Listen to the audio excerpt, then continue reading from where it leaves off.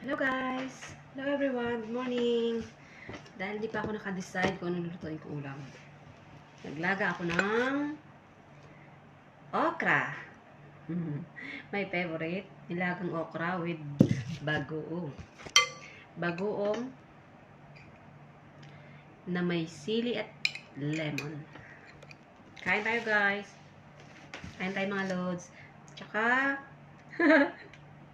pang malakasan. Sinigang na tilapia with kamatis.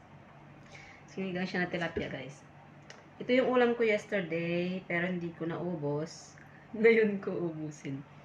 Hindi pa ako nakapag-decide. Kasi maraming choices. Hindi pa ako nakapag-decide kung ano lulutuin ko. Walang laman ng utak ko, gutom na ako. Hindi ko pa naisip kung anong gusto kong lutuin, kung ano yung parang sa tingin ko yan. Tsaka, gumawa ko ng melon, yung juice. Para siyang shake, in-blend ko siya, tapos nilagyan ko ng asukal at saka latas. Tapos nilagyan ko siyang ice cubes. Para din akong kumain restaurant. Pero, favorite ko talaga to. Hindi makakalimutan,